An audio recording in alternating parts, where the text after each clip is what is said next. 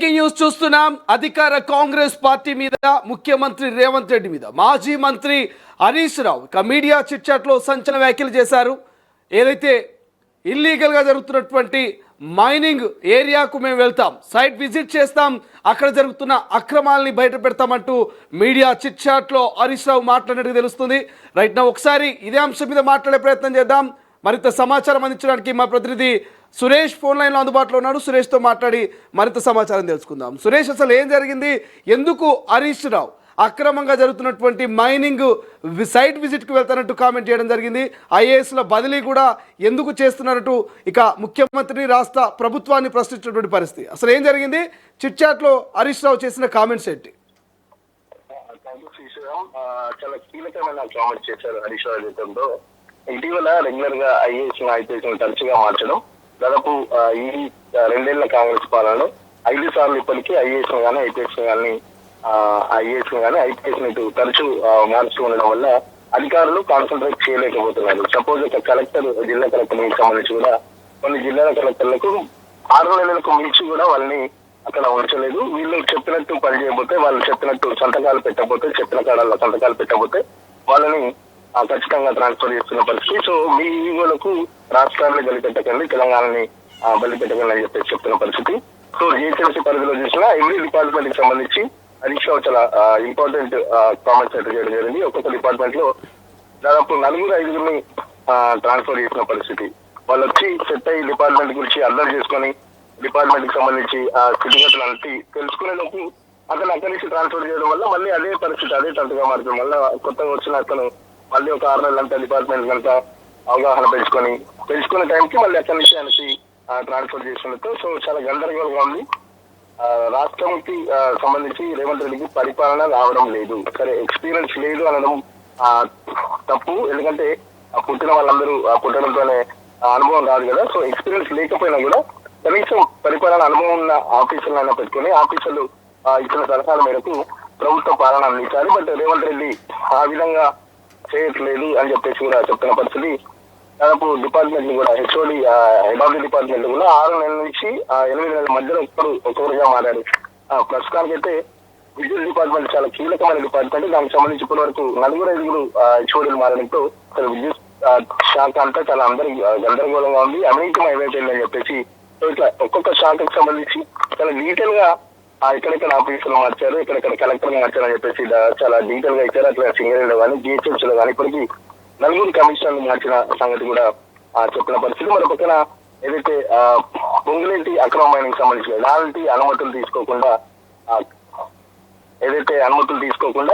Ponguleti mining సంబంధించి కూడా Ponguleti Raghava construction కానీ, లేకపోతే సీఎం మేనల్లుడు అంటూ కూడా సీఎం మేనల్లుడు, సీఎం అనుయాయులకు సంబంధించి పెద్ద ఎత్తున అక్రమ మైనింగ్ కూడా చేస్తున్నారని చెప్పేసి నేను ఆధారంతో సహా, లొకేషన్ తో సహా బయట పెట్టినప్పటికీ ఇప్పటి వరకు ప్రభుత్వం నుంచి దానికి సంబంధించిన స్పందన లేదు. సో రేపు మా పార్టీకి సంబంధించి ఒక ప్రతినిధి బృందం కూడా సైట్ విజిట్ చేస్తుంది. అక్కడ మైనింగ్ ఎట్లా జరుగుతుందో రాష్ట్ర ప్రజలకు వివరించే ప్రయత్నం చేస్తామని చెప్పేసి కూడా హరీష్ రావు చెప్పిన పరిస్థితి. సో ముఖ్యంగా ఈ రోజు చేసిన చిట్ చాట్ పాయింట్ లో మాత్రం తరచూ అధికారులను ట్రాన్స్ఫర్ చేస్తుండడంతో అధికారులు కూడా చిన్నబుచ్చుకుంటున్నారు. అధికారులు కూడా వాళ్ళు ఫీల్ అవుతున్నారు. ఎందుకంటే కొత్తగా వచ్చిన ఐఏఎస్ కానీ ఐపీఎస్ కానీ ఏదో చేయాలని ఒక తపనతో వస్తారు. బట్ ఇక్కడ పరిస్థితి మాత్రం అట్లా లేదంట. మంత్రులు కానీ ముఖ్యమంత్రి స్థాయిలో కూడా వాళ్ళ పని వాళ్ళని చేసుకోనివ్వట్లేదు.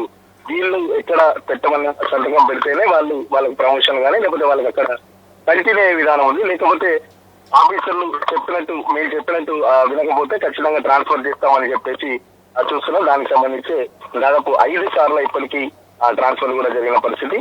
మన పక్కన అధికారులకు సంబంధించి కూడా గతంలో మా ప్రభుత్వంలో ప్రతి ఒక్క డిపార్ట్మెంట్ కి సంబంధించి కేంద్రం నుంచి ఎన్నో అవార్డులు వచ్చాయి. బట్ ఇప్పుడు ఈ 2 ఏళ్ల కాలంలో ఒక్క అవార్డు అయినా ఏదైనా చూస్తారా? సో ఎందుకంటే డిపార్ట్మెంట్ల మీద అధికారులు గ్రిప్ కోల్పోతున్నారు. అధికారులు కూడా చేసే వాళ్ళ చేసే ఇంట్రెస్ట్ కూడా వాళ్ళకి లేకుండా చేస్తున్నారు.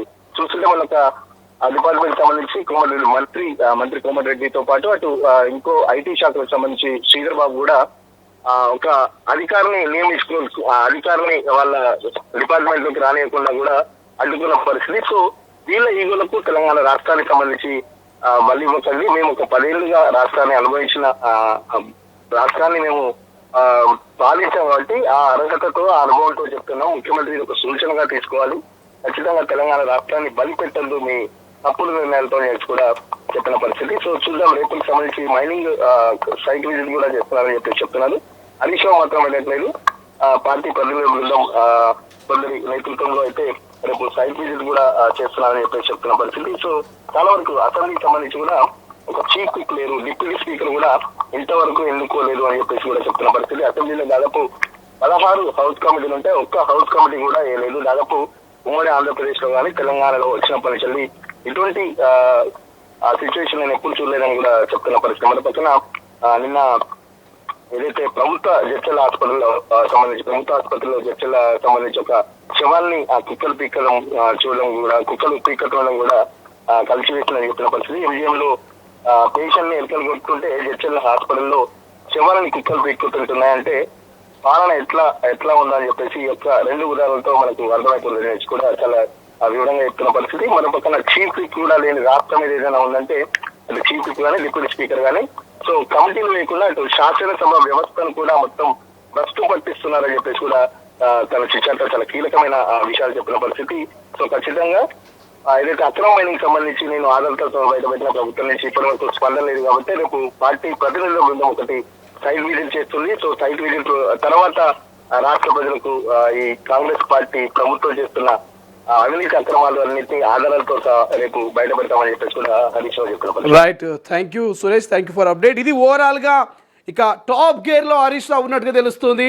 సో హరీష్ రావు అధికార కాంగ్రెస్ పార్టీలో సో జరుగుతున్నటువంటి అవినీతి అక్రమాల మీద ఖచ్చితంగా చిట్టా విప్తాను ముఖ్యమంత్రి మేనల్లుడు రాఘవ కన్స్ట్రక్షన్ కావచ్చు లేకపోతే పొంగులేటి కావచ్చు సో చేస్తున్నటువంటి అక్రమ మైనింగ్ బట్టబయలు చేస్తాం, కోట్ల రూపాయలు దండుకుంటున్నారంటూ ఇక మంత్రి హరీష్ రావు గతంలోనూ సీరియస్ అయ్యారు. మరోసారి మీడియా చిట్చాట్లో అనేకమైనటువంటి అంశాలని హరీష్ రావు పొందుపరిచినటువంటి పరిస్థితి కనిపిస్తుంది. మీడియా చిట్చాట్లో ఆయన కామెంట్ చేసినట్టు తెలుస్తుంది. జడ్చర్ల ప్రభుత్వ హాస్పిటల్లో ఒక డెడ్ బాడీని కుక్కలు పీకుతున్నటువంటి ఆ దృశ్యాలు కలిసివేస్తూ ఉన్నాయి. ఇంకా మరో హాస్పిటల్లో ఎలుకలు పరిగెడుతున్నాయంటూ ఇక మాజీ మంత్రి హరీష్ రావు చిట్చాట్లో కామెంట్ చేశారు. పాలనను గాలికి వదిలేశారు.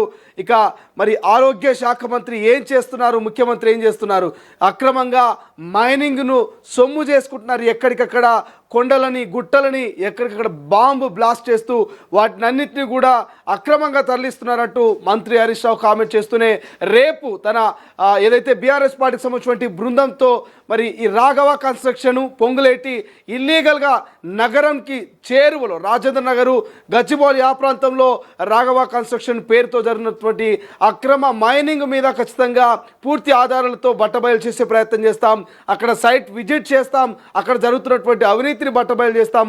ముఖ్యమంత్రి మేనల్లుడు సహా ఇలా చాలామంది కాంగ్రెస్ పార్టీలో చాలామంది అధికారిని అడ్డం పెట్టుకొని అక్రమ మైనింగ్కు అక్రమ దందాలకు పాల్పడుతున్నారంటూ హరీష్ రావు కామెంట్ చేస్తున్నారు. మరోవైపు ఐఏఎస్ ఆఫీసర్లను ఎందుకు నిరంతరం మారుస్తూ ఉన్నారు. సో ఒక 6 నెలలు కాగానే ఐఏఎస్ ఆఫీసర్లను మార్చడంతో వారు పూర్తి స్థాయి పరిపాలన పట్టు సాధించకముందే వేరే చోటుకు పంపించడంతో ఆ పరిపాలన అస్తవ్యస్తంగా తయారవుతోంది. ముఖ్యమంత్రికి ఎలాగూ అనుభవం లేదు. కనీసం అనుభవం కలిగినటువంటి అధికారులనైనా లాంగ్ టర్మ్ ఎందుకు మరి వర్క్ చేయించట్లేదు, వాళ్ళని ఎందుకు చాలా తొందరగా వాళ్ళని ట్రాన్స్ఫర్ చేస్తున్నారంటూ హరీష్ రావు మండిపడుతున్నటువంటి పరిస్థితి. బట్ ఏదేమైనా గత కొన్ని రోజుల నుంచి ఈ రాజేంద్ర నగరు గచ్చిబౌలి ఏరియాలో ఆ సరౌండింగ్లో ఉన్నటువంటి ఏదైతే ఆ గుట్టల్లో అక్కడ జరుగుతున్నటువంటి ఆ చెట్లలో జరుగుతున్నటువంటి మైనింగ్ సంబంధించి ప్రధానంగా రాఘవ కన్స్ట్రక్షన్ మైనింగ్ చేస్తూ ఉంది. పొంగులేటి ఏదైతే శ్రీనివాసరెడ్డికి సంబంధించినటువంటి కుటుంబ సభ్యుల మైనింగ్ అది. అదేవిధంగా ముఖ్యమంత్రి రేవంత్ రెడ్డి అల్లుడికి సంబంధించినటువంటి కొన్ని దందాలు ఇల్లీగల్గా అక్కడ నడుస్తూ ఉన్నాయి. అక్రమంగా అక్కడ మైనింగ్ జరుగుతూ ఉంది. ఖచ్చితంగా వాటి మీద ఉక్కు పాదం మోపాల్సిన అవసరం ఉంది.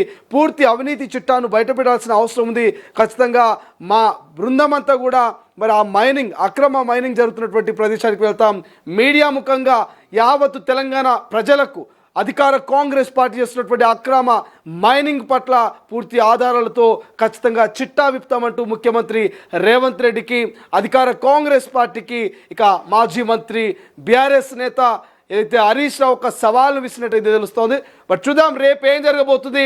అక్రమ మైనింగ్ సంబంధించినటువంటి ఆధారాల్ని మరి హరీష్ రావు బయట పెట్టబోతున్నాడా, మరి అసలు హరీష్ రావు బృందాన్ని అక్కడ మైనింగ్ వరకు వెళ్ళేందుకు అవకాశం కల్పిస్తారా, అరెస్ట్ ఏమైనా చేసేటువంటి ఛాన్స్ ఉందా, అసలు ఏం జరగబోతుంది. రేపు అక్రమ మైనింగ్ సంబంధించినటువంటి లొకేషన్కు హరీష్ రావు చేరుకుంటే అక్కడ ఎటువంటి గందరగోళం నెలకొంటుందో చూడాల్సినటువంటి అవసరం ఉంది.